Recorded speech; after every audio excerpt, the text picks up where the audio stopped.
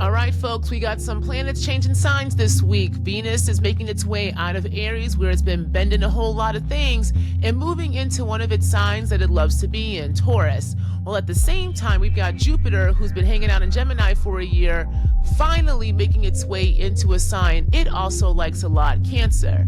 So this is about trying a little love and tenderness this week that's going to be kicking off for next year. But here's the question. Can you be tender to yourself so you can be tender to other people? This is the weekly forecast for June 4th through 10th, in which I'm calling Jupiter in Cancer, try a little tenderness. So let's get into it, y'all. So welcome back to Yappin with the Stars, the show where I talk about... welcome back to Yappin with the Stars, the show where I talk about life and spirit with the help of the planets, stars, and zodiacs, with a little bit of common sense thrown in there as well. I am your host and guide, Dr. Nicole Rouse, artist, astrologer, anthropologist, and overall dreamer. And here we do astrology and anthropology my way, grounded in the body, tied to spirit, and connected to the world that we're actually living in. So every Wednesday, we check into the chaos that we call society and ask two main questions. What's the cosmos showing us this week? And then what are we being called to move, create, burn, build, or honestly, just reflect? All right? So let's get into it this week.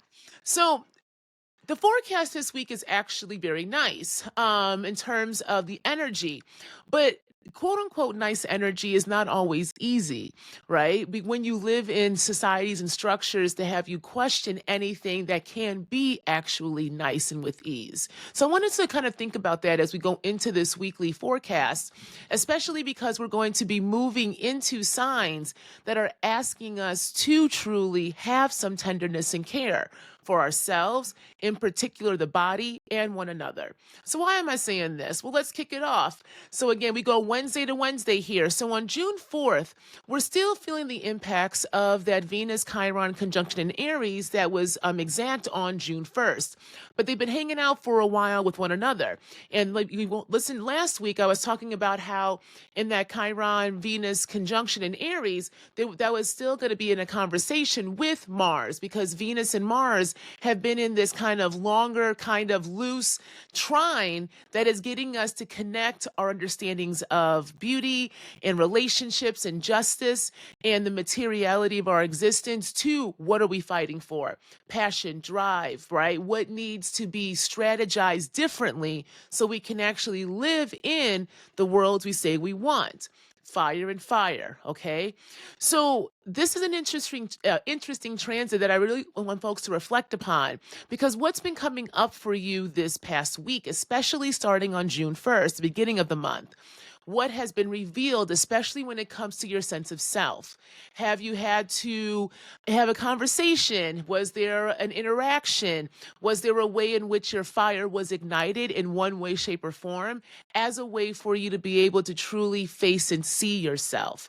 And this is really important. Before Venus makes its way into Taurus, it was doing some important work in Aries, because it was asking us to understand what our head truly needs by bending our understandings of relationships, especially the relationship we have to ourselves. Because again, Aries rules the head.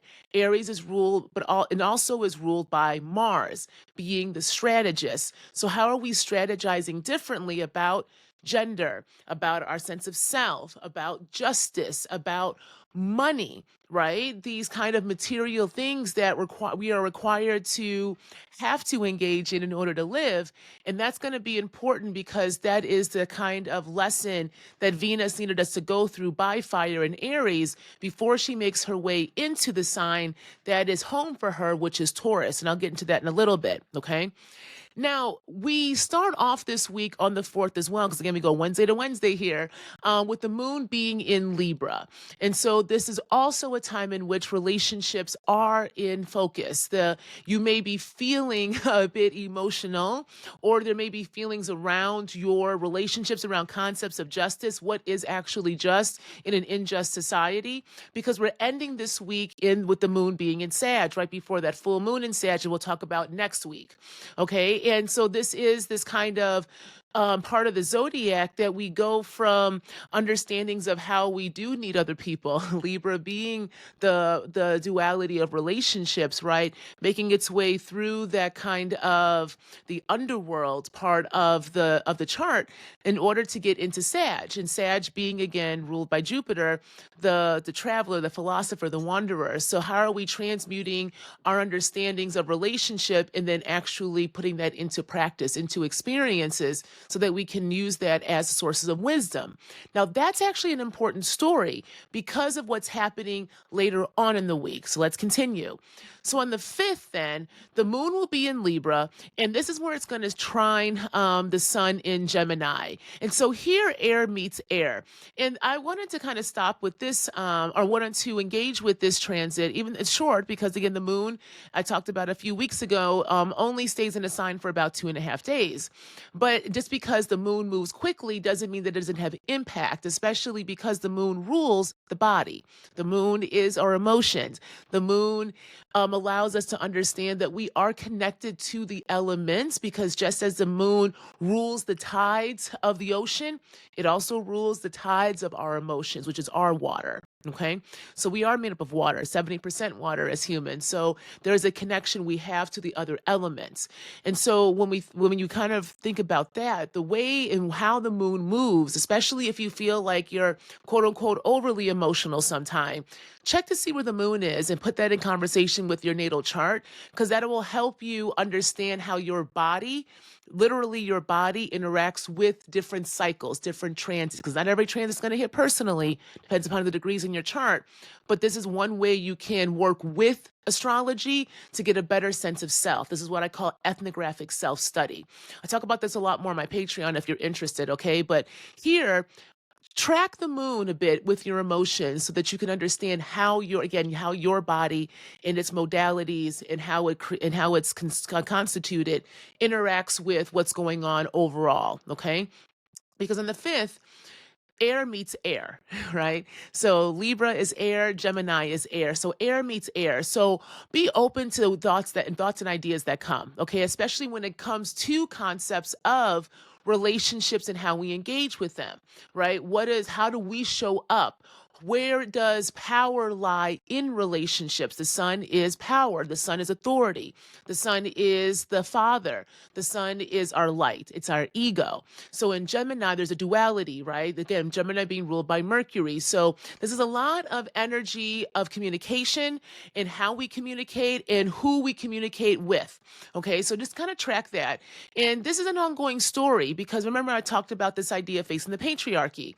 And we're really having to see this as these kind of outer planets make their way into new signs. There's a shifting happening. There's a way that we are being kind of forced to shift in the ways that we engage with these elements of society as the elements that are going to be more dominant also shift. So again, track your body, y'all. Track your body because it will help you understand not just the astrology, but yourself and how to embody the self so that you can move with that versus performing the scripts that we are told, which is called identities, okay? And again, I've been talking about this throughout the show, so if you ever go back to older episodes, you'll be able to hear this kind of story unfolding as well with the transits, all right? Because on the 6th, so this is all air, okay? All air, because now once we get to the 6th, Venus makes its way into Taurus. So now we got to get in the body again. It's embodiment time. Are you in your body? Can you feel your body?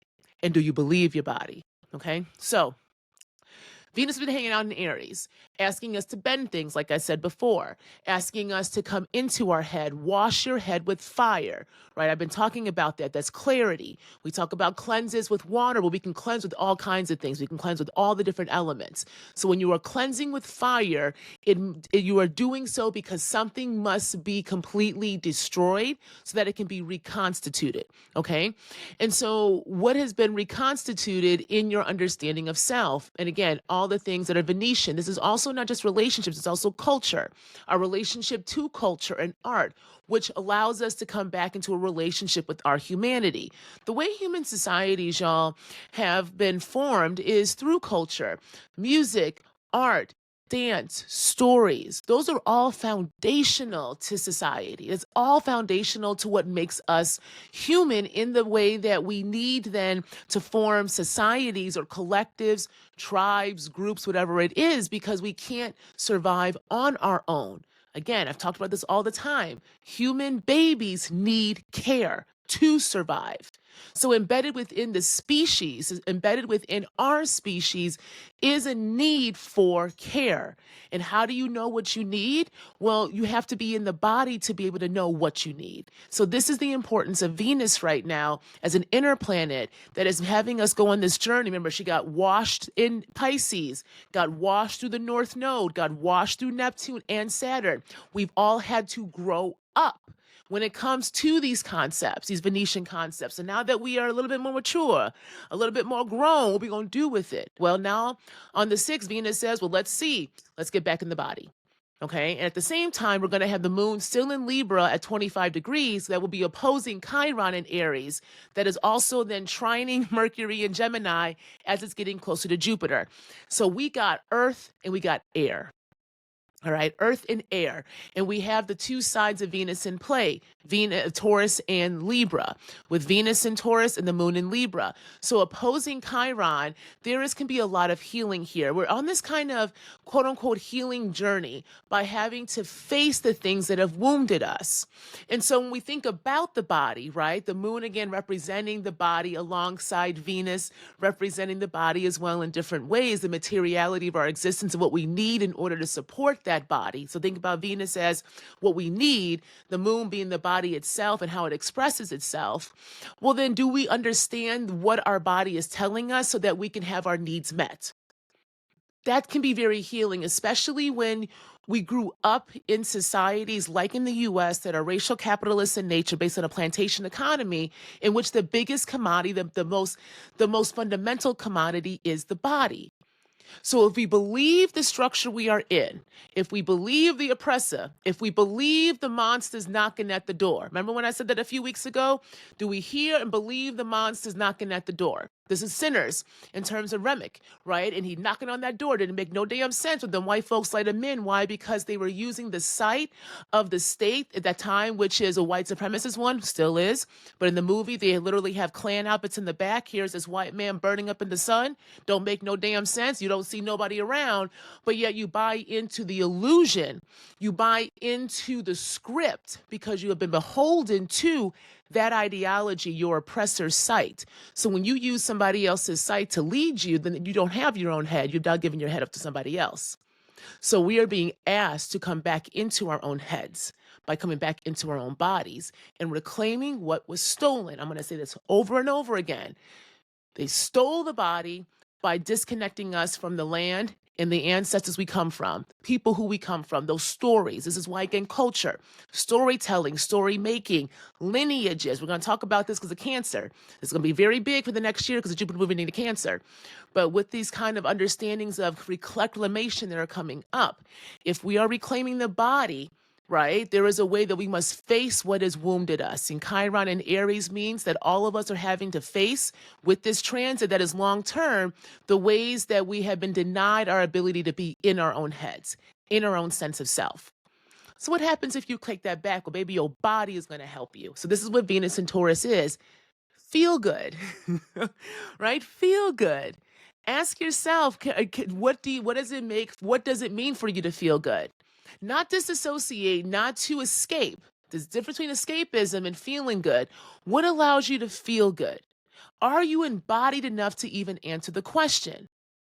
What healing of the body can occur when we are honest about our wants, needs, and desires? How do you want to make your money? Because Venus is ruled by money in Taurus. Again, feeling good. What does it mean to have the materiality of your existence met?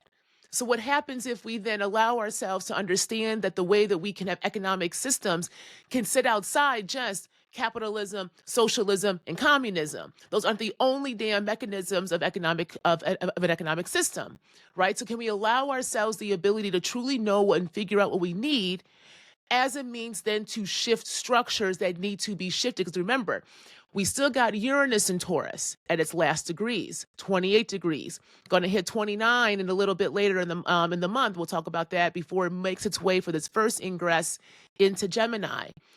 Uranus shakes shit up, and it's shaking shit up in the most rooted part of our charts and therefore society, because Taurus rules infrastructure, food systems, and things of the like. So, what is your relationship to your material needs? What does it look like to be able to feed yourself in all kinds of ways? And if what we are living in now does not allow that to happen, well, then what needs to be shaken up? Because Uranus in Taurus, as it makes its way again into Gemini by next month, is going to really shake up the last bits of things that need to be cracked. And then we're going to get a review. Once it goes retrograde, it'll dip back in to Taurus for a little bit, and then it'll finally make its way into Gemini and stay there next year. So this time of kind of the backwards and forwards that we're getting with these outer planets, besides Pluto is now fully in Aquarius, but with the other two, Neptune and Uranus, it's the last leg, right, of a story, because now we got to shift into air and fire. But can we be grounded enough in earth and water to then know what we're going to be initiating collectively? So again, this is the story being played out, all right? Because then on the 7th, we're going to get Jupiter at its last degrees in Gemini, 29 degrees, okay? Now here, Jupiter is starting to form a square to Saturn in Aries. And this makes sense because of once Jupiter goes into Cancer, it's going to be, since Saturn's at a 1 degree or 0 degrees, 0 to 1 degree, 0 degrees of Aries, it's automatically, because it's two cardinal signs, going to square. Okay, so as it's starting to form the square, it's showing us is, what is it that we need to understand about how we collectively communicate, right? Jupiter has brought a lot of abundance. I talked about this last episode, a lot of abundance to information, an overloading of information. So not just with AI, because again, it's in Gemini. Gemini is communication, transportation. It's also money. It's another location of money in society. So communication, transportation, technology is also a part of this, because we use technology to communicate. AI definitely exploded, right? With an abundance of information. And goes back to this idea of authority, because Jupiter is also the teacher. Jupiter is the guru. Jupiter is our philosophy in life. It's the experience. So who are we giving our authority up to? Because it seems as if we have been taught to just give it up to whoever can perform information, or just gets it out there, right? Who can actually be seen. And so what it's done in Gemini is Jupiter really has shown us, again, how bad our discernment is as a collective. Who do we see as holding knowledge and why? What sources of information do we focus on? So when we think about Jupiter as a parental figure that I talked about last week in the Astrology 101, that is also trying to help us figure out how to mature in our knowing through wisdom, well, then what is the best way to get us to see just how unwise we are? By throwing out all the information and saying, okay, what have you learned? If I do a praxis base, if I just lay it all out there, can you allow yourselves the time to reflect upon what it is you do and do not know? Well, right now we're seeing that it's a lot of hot air. Air. We're getting a preview of long-term transits that were going to force us into air. Pluto's in Aquarius right now, retrograding in air. We see just the combustion that happens in society. Something gets lit and it balls up. And we're seeing that with the state, with the chaos man in town, right? That chaos man who runs this administration right now is showing us that, just how easy it is to blow something up by having people force their attention over here. So there is a way that being Venus in Taurus now, having coming out of Aries and being in there for a while back and forth in Pisces, is asking us, okay, it is time to get grounded in the body, because there needs to be a different logic that turns on, because all of this air, all this information, all of this head, right? I'm not sure if you have your own heads. And this is an important reflection, because again, if we can see this week as an invitation an invitation to come back into the things that make us human, then how do we take what has happened the past year in these longer transits and really allow us to convert it into the wisdom and strategy to figure out what the hell we do next? Okay, because Jupiter is still the teacher. Gemini is still the student because of Mercury, right? Even in the Gemini Sagittarius axis, Sag ruled by Jupiter, the teacher. Gemini ruled by Mercury, the student. So who's your teacher, and are you a good student? And if you're a good student, then can you become the new teacher that was needed? That's something I want you to kind of reflect upon. And then because on the 8th and then in the 9th, we're going to have in the 8th, Mercury and Jupiter meet at 29 degrees in Gemini. Now that Mercury is in the mix, again, Mercury is ruled by Gemini, the teacher and the student meet in a sign that is asking us to sit at the crossroads of chaos and calm. This is the last degree. These are critical conversations they're going to be have. Don't be surprised on June 8th, excuse me. Don't be surprised on June 8th if there is a conversation that needs to be had that is finally had, and at the very, very, very, very end of that conversation, a resolution is happening, okay? Or something is finally figured out, a revelation occurs, because these are the conversations that are happening at the edge, at the end of something, before we move into a new sign. Now, I will also say this here too. When I saw this and I saw the other transits that day, I really wouldn't be surprised as well if we get some information from an authority figure, so like the state or some kind of power figure that essentially is kind of bullying. Sometimes to me, when Mercury and Jupiter meet, there can be a bullying aspect, right? There can be a kind of teacher-student send-off or showdown. And because of what's going on in society right now, the way that we are constantly being inundated with information again, that keeps us discombobulated. The latest thing, right? They're cutting Job Corps out of nowhere and doing it right away, right? This constant kind of cutting and shifting and decision making to show power is exactly bullying energy. That's all it is. It's bullying energy, because you have to bully in order to maintain power. So next week, as we are seeing these kind of planets coming together and in these conversations, don't be surprised if we do get more of that, but also because people are having to be more aware and are having to face these harsh realities that it's not going to get any better, I wouldn't also be surprised if we're going to get better pushback as well. And when I say better, I mean actual pushback from the collective. So let's see how that plays out, okay? And then on the 9th, Mercury moves into Cancer. And then shortly after that, on the 10th, Jupiter moves into Cancer. All right. So the 9th and 10th, we're seeing movement from Mercury and Jupiter out of Gemini into the sign of mothering, motherhood, nurturing, care. And so this is a really interesting transit for me. I've been looking forward to it, like a lot of astrologers have, because Jupiter doesn't like being in Gemini, right? I talk about detriments and exaltations all the time and how we need to shift them, but also there is some validity to them in certain ways. And Jupiter doesn't like being in Gemini because we live in societies that are privileged, again, this idea of facts, but facts being constituted through mythos.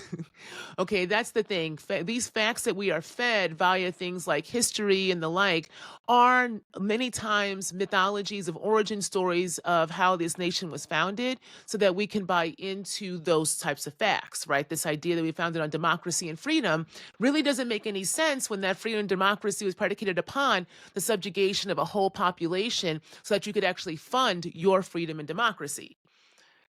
Right? Whose definition of the words are we using? And if we stop using the colonials, if we stop using our oppressors' definitions and take a step back and reassess, then what are the origin stories that emerge?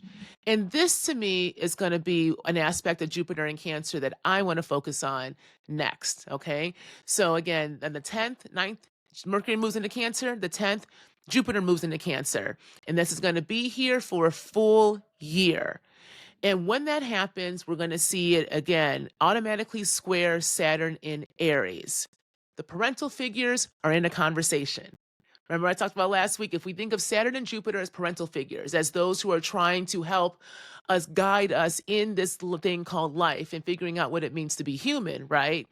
then the figures are in a conversation and it's a bit tense because they are a little bit in conflict of how we learn these lessons, how we mature and grow up, especially right now. Why? Because, again, these outer planets are changing. And once Uranus moves into Gemini, there's already forming it. There's already this interesting this grand trine between Pluto, Neptune, and Uranus that's going to be there for a while, a few years, because it's outer planets, but it's giving us kind of a energy of permission that you have to change. So change is here. We're going to be in this kind of trying to help you figure it out, but y'all as a society are going to have to grow up and enact what you say you want in this time of change. And so Jupiter and Saturn are in a conversation right now as they've changed signs, going into where? Fire and water, right? Through fire and water, how do we figure out what does it mean for us to grow up as a society? What can we learn when we own our own heads and allow our emotions to speak loudly and clearly? And that is when I think we can actually start to become human once again. But do we want to be human? Or do we want to continue the status quo that we have been known because that's all we do know? And so this to me is the crossroad that Jupiter and Saturn are really trying to help us navigate. All right. Now, why do I say this? Well, let's talk about Cancer. All right. Let's talk about Cancer. Let's get into some astrology 101. So, Cancer is all about the mother. So, what is your relationship to motherhood, mothering, and the mothers? All right. When I think about Cancer, automatic image I get for me, okay, me personally, because I'm gonna upset some people when I say this, is to think about the EME. I think about the EME and my tradition of Ifa. And the EME are very loud in my Odu. And I've learned about them from different babalawos, and either from Isheshe and from Lukumi, along with other practitioners. And the EME are the ancient mothers. They are the ones who, even Olodumare, the great creator, cannot go against, and is also a little bit and scared of a bit, because they are the primordials. They are everything and nothing at all. Right. And so when I think about that, that's what I think about when I think about the mothers, that think about the essence of life, creation itself. Right. Birth is both beautiful and brutal. I gave birth to my little one. They're 10 and a half now. So that long ago. And I remember that process. It was painful. I had to give birth with no anesthesia. I had a natural birth, and not honestly because I really wanted one at that point. I had a doula, a birthing doula, and I had done a lot of hypnotherapy or hypnobirthing to prepare with my now ex-husband. And it was a way because I was nervous about birth, but also I knew the medical system and how bad medicine was at treating Black women's bodies, especially during and after birthing care. And I'm glad I believed myself with that, because I had awful aftercare, to the point where a year later I had to have some major surgery because of things that they missed when I gave birth to my child. And so in that, I think about, I tell that story because it was a beautiful thing. I gave birth, and I love my kid. I do. They're their own person. Even though they look just like me, they're not me. They're another human being that I've been tasked to help facilitate their experience in this earth, right? But it was also brutal. I lost a lot of blood. I had a lot of pain. And there was a way that I had to learn how to advocate for myself even more, because the medical system only saw my body as a site to give birth with no care about the birther of that child. And that's a very common story a lot of women have, especially Black women in the US, when it comes to birthing. Shit, even Serena Williams and Beyonce, their stories of birthing as celebrities who have resources, they both had awful complications, both before, during, and after. So even when you do have the access to resources, when you operate in a racial capitalist society that literally has commodified the body, and we have been taught over space and time to see certain bodies in certain ways, well, the political economy of a racial capitalist society that based on plantation system means that the Black woman's body is both the site of reproduction and labor. There is no womanhood given to you because you are a site of reproduction and labor. hence brutal violence. So I say that to say when we think about Cancer, and we think about the essence of Cancer and what it really is, it's very primordial. It's very ancient because it's also about where we come from. Cancer ruled by the moon, but Cancer itself is not the moon, but it's our relationship to land and shore, right? Because Cancer is the land and shore, it's water, but it's the shallow water, it's the surface water, right? Because when you go to Scorpio, Scorpio then becomes the deep waters, the bounded waters, the swamps and the lakes that you're used to, right? The things that go deep and dark. And then Pisces is the expansive water. It's the ocean. It's the depths and the deeps that we cannot ever know. But all of those are different locations and different levels, right, of our relationship to ourselves and our lineages, our dead, because the dead reside in the water. The dead are at the deep bottom of the water. The dead is what allows us to connect the sacred and mundane, right? The land and the shore. Can we connect the shore, the water, right? The water where the dead lie, and the land where humans come. And when they collide, we get Cancer, we have birth. We have birth, right? And so I think about this a lot right now because we get Jupiter in Cancer and everyone's really excited. Again, it's a beautiful transit. But Jupiter teaches. If we see Jupiter as a parental figure, as a teacher, just as Saturn is, Saturn's also a teacher. They're teaching us in different ways. Saturn can teach us through a good time, but a good time also has consequences. Right, Jupiter through consequences. Saturn can teach us through discipline and hard work and saying, listen, yes, you can have that good time, but there is still responsibilities that need to be had. You can have that good time and do the drink, do the food, do all of that, but then your body still has needs, so you have a responsibility to maintain that life. Balance, duality, right?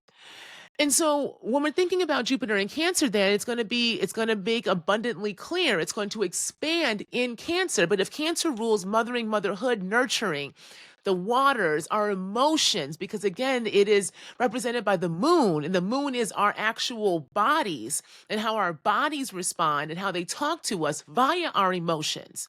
But we live in a society that has told us to cut off our emotions, has feminized emotions, because patriarchy needs us to see anything that cannot be dominated over as somehow feeble or weak, right? So all of a sudden we have been taught that if you are emotional, that's both bad, but also not to listen to it in favor of the rational. But the rational requires you to remove yourself from the body so that you can disassociate, so that you can make some logical assessment. And you think that logic is somehow doing the work when actually nothing has actually really been maintained or done on the ground. Well, then shit, Jupiter is going to expand the fact that we better begin in our emotions and believe them. So do you believe your body? Do you know how to talk with your emotions? Right? The moon is the baseline of our emotions and our perception of nurturing. So Cancer is seeking emotional security. That's what Cancer wants. Cancer wants emotional security. And just like Taurus wants physical security and stability, right? There's a need. There's a need that we must be met. And so this is about time.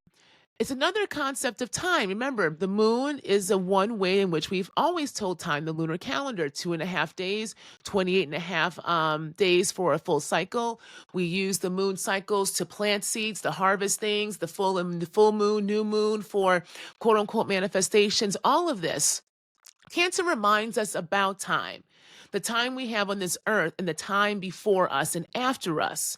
Because this is why Cancer rules things like memory and lineage, where we come from. It's the ancestors. That's why I talk about it as the dead, right? That's why the water is where the dead lie, why we need water, right, as a conduit. Some of the most powerful spiritualists I know, all they need is a cup of water and a cigar. And here we go, conjure is here, spirit's calling down, and we're having a conversation, right? Because water becomes the conduit. We are born in a water sack. You see what I'm saying?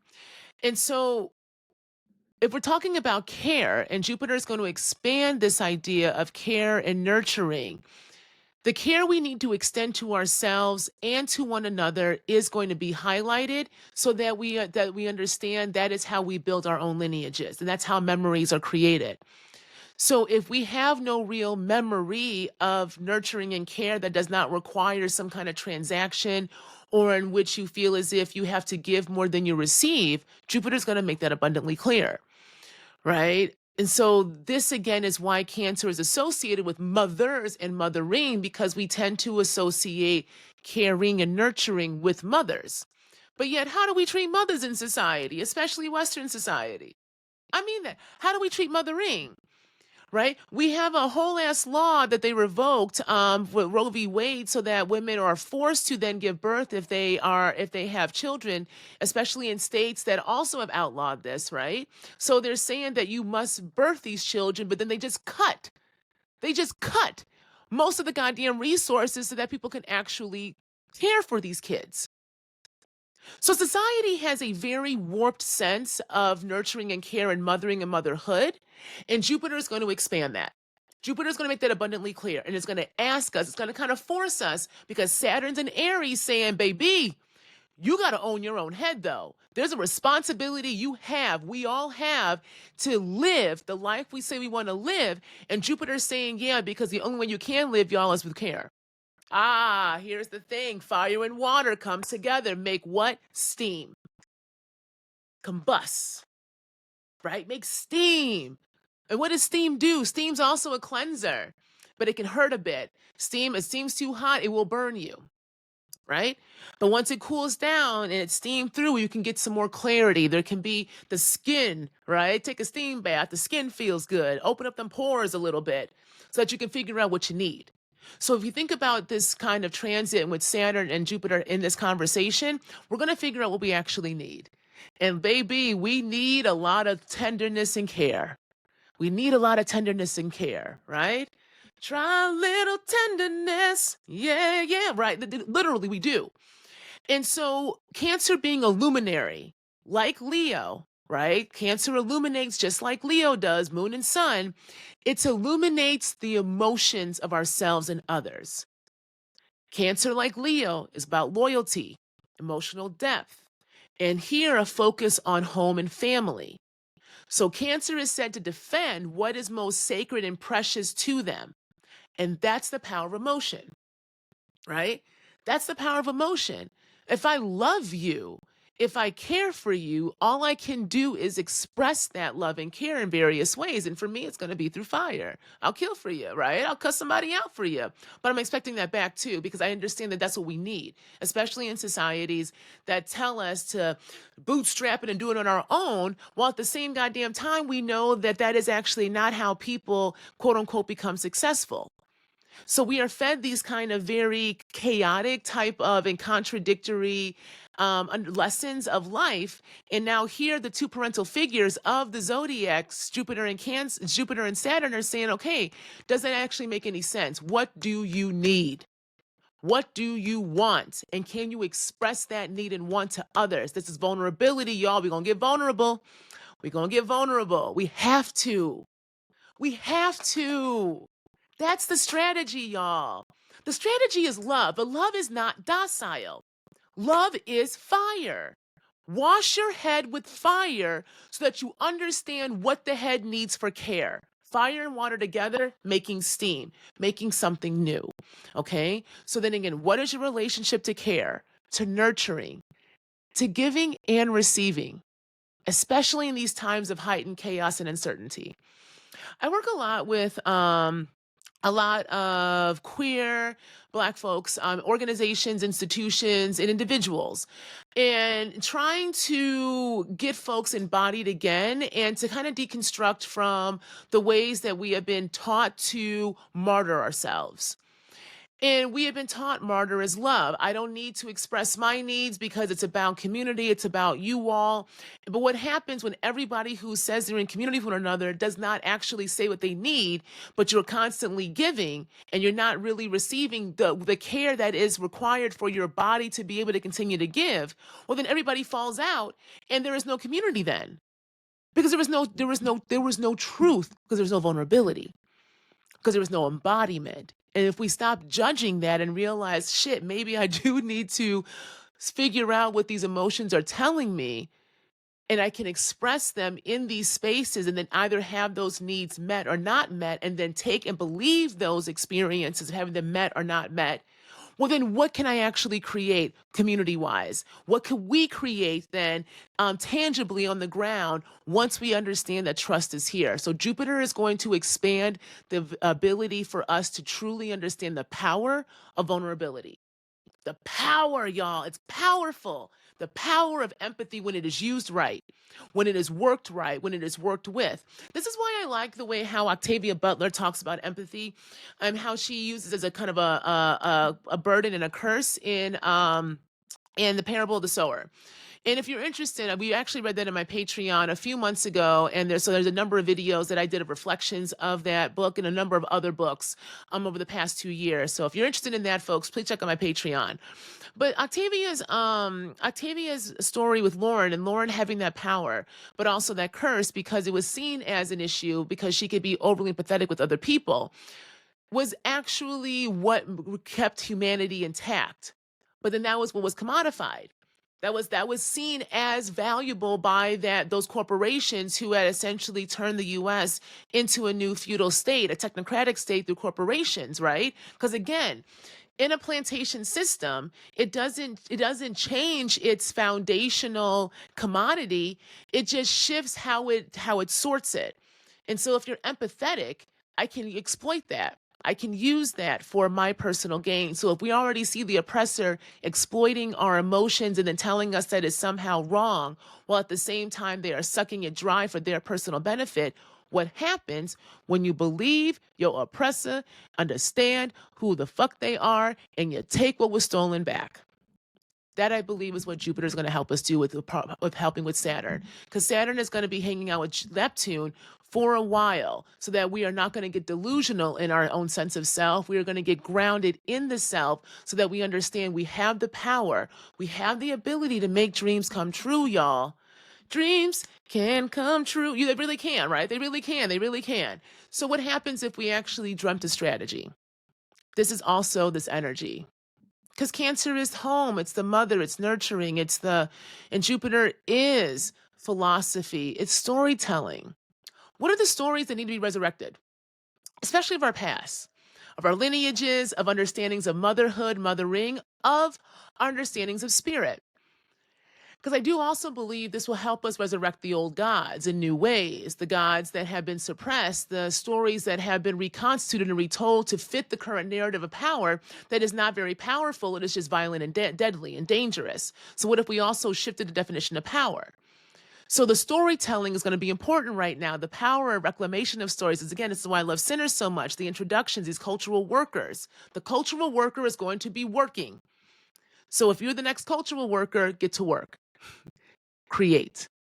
Allow your ability to express your emotions come out through your hands, through your mouth, through your body. Bring culture back. Because if we are going to have societies that are much more whole, because Cancer is also going to bring us back to spirit in different ways. But whose spirit? The spirit of where you come from. Land, ancestors, and self. For me, the real Trinity. So what happens when we allow ourselves to reclaim what was stolen, what was lost? There will be this kind of watershed moment, I think, over the next year of new storytellers, of new creations, of new ways to push back against the supposed set future of our oppressor that is very technocratic and automated, because these new oligarchs who are technocrats have no cultural context. They're not interested in culture making like the old capitalists were. This is the rise of culture. So this is really about taking up space, y'all, taking up space in your body and allowing your emotions to have the space it needs to talk with you. So a lot of the stuff that I do when I work with folks is through a process called embodiment Embodied Strategic Dreaming. And it's my kind of methodology to help folks in a process come back into the body and learn how to work with the body via its emotions. And I do this with music. And so if you follow me, listen to the show, I've given similar types of exercises or rituals one can do. And I recommend this one for Jupiter in Cancer. Make yourself a playlist, and I want this long, 2 to 3 hours. Okay, 2 to 3 hour playlist in which you are putting songs in there that talk about nurturing, care, tender, mothering in any way, shape, or form, whatever that means for you. Okay, make yourself this list. Make a playlist. And then after you've made that playlist, I want you to take dedicated time. It could be once a week, it could be twice a week, whatever. There has to be a tempo, there has to be a timing, all right, that makes sense to you, in which you're going to show up for into your body. All right. You're going to show up for into your body. So you have the playlist and you say it's once a week. So let's say it's Sunday at noon. You're going to show up to your body and you're going to give yourself at least a half hour in these sessions. And every time you show up, you're going to add a little bit more time, maybe 5 minutes. And what you're going to do is you're going to give yourself permission to feel. And how do you feel? You're going to play the music so that it becomes kind of a conduit, because that's air. Okay. Put a cup of water down so you have some water around. And then you can light a candle, light some incense for fire, and your body is earth, okay? And move. Allow whatever needs to come up. And this is observation. Bring it up. Let it come up. After the half hour is done, then I want you either to go to the page or voice note what did come up, what emotions, what emotion came up, where was that emotion at, and what does that emotion feel like? Okay, so what is the feeling that came up, or feelings? Where did you feel those feelings, and what do those feelings feel like? And just show up. Show up in a certain amount of time, once a week, and work with that playlist. You can add to it. And as you go through that, right, there's different ways you can analyze that playlist. And I'll talk about that in future episodes. But this is step one, okay? And this is a part of what I call embodied strategic dreaming. And again, if you want to learn more and kind of get more into the process with me, check out my Patreon, because I'm running some beta programs around that before I do a full launch in the fall for the program. But I really do recommend it because again, if we think about it as a teacher, Jupiter and Saturn are parental figures trying to help us, but Jupiter really is a teacher. What is it teaching us about our emotions and our relationship to the body and to care and to nurturing? Well, then you have to be in an actual intentional relationship with those things. So this is one way you can do that. Okay. So if you do that, y'all, let me know how it is. I want to know. I do want to know. Okay. Let me know what comes up. Let me know how it goes. And I'm going to keep coming back to this because it's a year-long transit. You can really do this with any transit, but I really want to do this with Jupiter in Cancer so that we can start to have a relationship with the emotion, because it is going to be emotional. And nothing is wrong with that, especially if you've got a fire moon. You're the most emotional out there because you got to work with that fire. And so you feel things and it ignites, and then you can process, and then you can go. Nothing's wrong with it. You just got to work with it, not have it work you. Okay. So I'm going to actually stop there. That I've kind of yapped in between stuff, but I've got a couple of different things I want to talk about, but I want to save them for next week, and I'll explain why then. But right now, no, actually, I don't want to stop.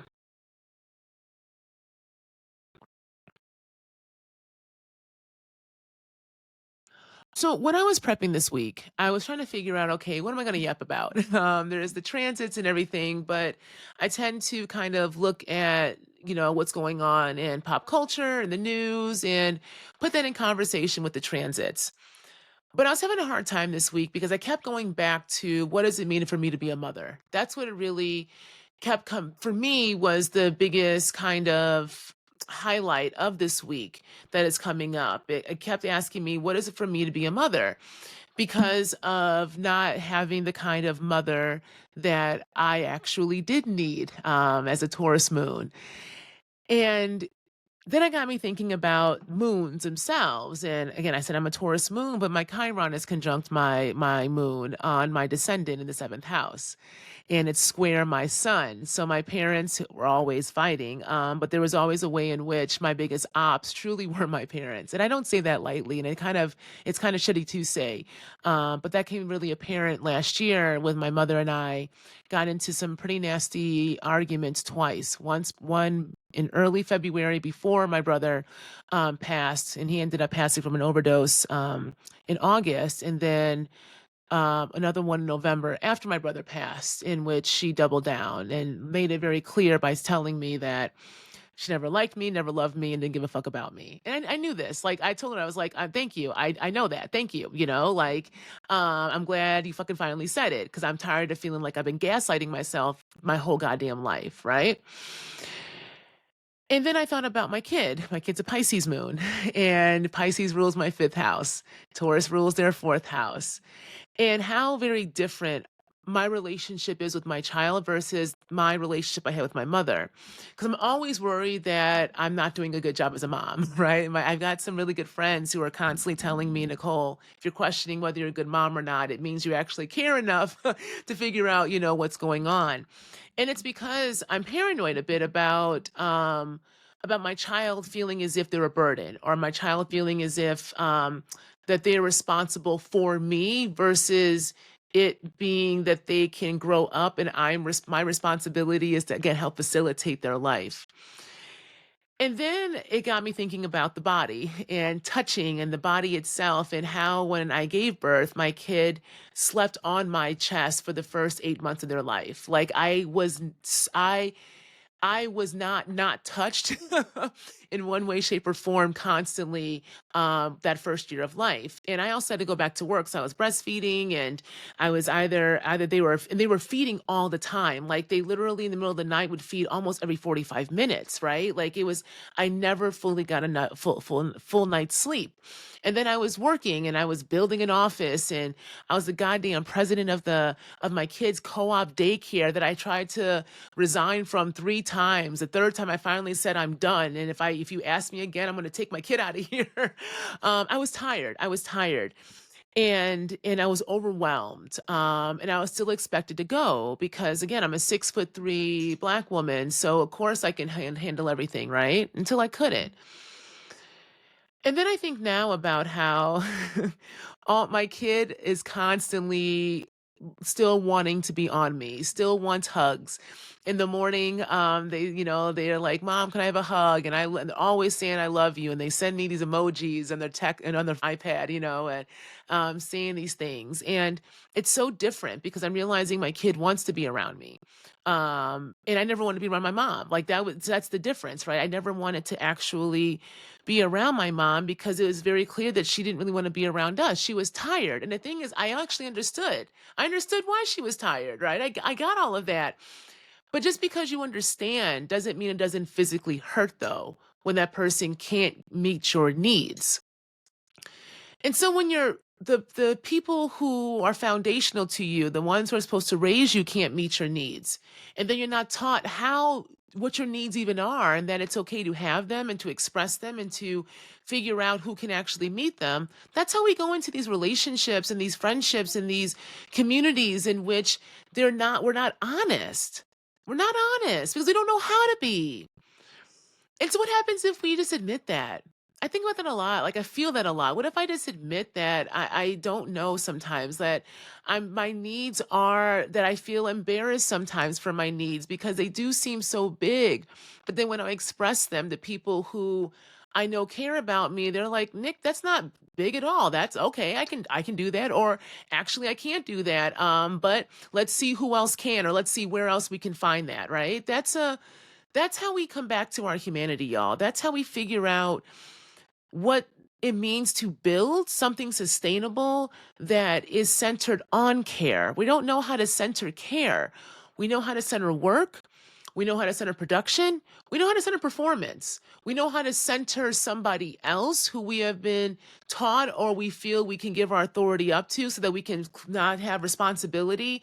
And then when the shit don't work, we can blame somebody else. That's Saturn saying that's not what it means to own your head. And then Jupiter is saying, because if you don't own your own head, how can you actually have nurturing and care? How can you sit in the abundance that I just want to give? I want to have a good time with y'all, but we can't have a good time, y'all, until you know what the hell you actually need and what a good time is. So I don't know. This is a short yapping this week. I'm still formulating some thoughts. I'm also I'm also emotional too. There's been some things that happened this week that have forced me to be in my own head, has forced me to have to truly admit my own needs and be okay with it, and be okay if that makes me somebody else's quote unquote villain. I'll be your villain if it makes me my own hero, and a story that I have to tell, right? A story, an origin story that I have to reconstitute, that all of us are doing right now. Like, we are being asked to be the storytellers of our lives and of the societies we want to live in. Jupiter, again, the griot, the oracle, the storyteller, the one who learns through experiences. So what experiences do we need to have so that we can become wise, so that we can be the new elders, so that we can then be the new ancestors, starting new lineages, constructing new ways of being, so that those who come after us then have new rituals, have new traditions? Because again, Saturn is saying we need new traditions. Those are important. What are we creating? What are we building, and why? All right. All right, let me stop there, y'all. I'm going to continue this story, though, next week. So come on back. Come on back. And I really do appreciate, from the bottom of my heart, the folks who have been showing up and listening every week. This is great. I'm enjoying this, and I hope you're enjoying it. So please let me know in the comments below if you got any questions, or just your reactions, or your own story, right? So kind of track this. If you do the ethnographic study, self-study that I recommended, let me know how that goes. And again, if you're interested in kind of working with me more in a small group setting, check out my Patreon. We're having a good time over there. And I'm really enjoying the folks who have been in the various tiers. A lot of folks have been with me from the beginning, and I really have seen the different iterations of the Patreon. And so there's a community forming that I'm honestly really proud of. So if you want to do that, you want to engage with me more there, please go check out my Patreon. And I'll have in the show notes direct links to that. I also have my books open for astrology reading. So again, if you're looking for a base journey to self reading, which is my natal reading, through a Black queer lens, then you can book that. I also have a new graduation and life transition reading for when you're at these crossroads in life, especially at times of like graduations, but also career changes, life changes, and you want to have a combination of natal and transit with some directed guidance based upon me also being an organizational and cultural consultant, then book that reading as well. Okay. And next week, we're going to be talking about the full moon in Sag, okay? And we need to ask ourselves, what do we need to bend in our lives so that we can begin to heal and redefine our identities? How do we create new templates for ourselves that aren't bounded by old narratives and societal expectations? So we're going to get into that next week, all right? And as always, keep dreaming, keep exploring, because it's through the dreamscapes that we can actually create the future to say we want in the present, all right? Till next time.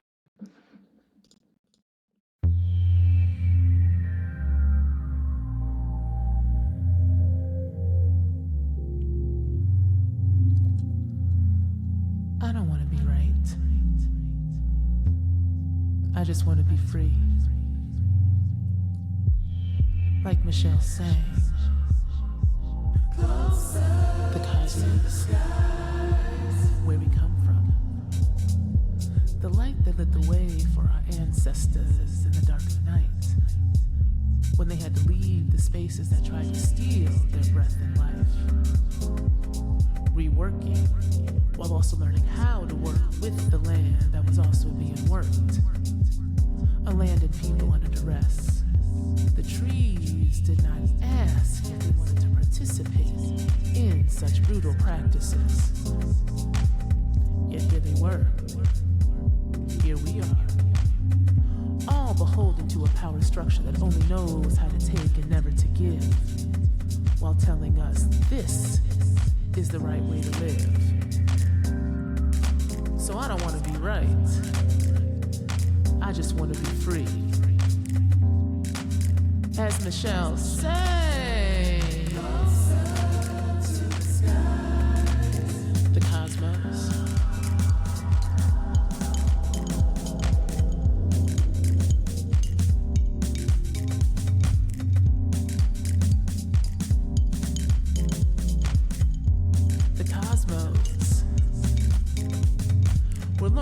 mentioned that freedom lied in parable of the sower that sowed the seeds of earth's seed that wanted to bring humans back to the stars, to start again, to start anew. Remember where we come from and who we are. The stars that lit the way, that guide the light. The moon that holds the tides of the waters. Our connection to earth and land. As above, so below.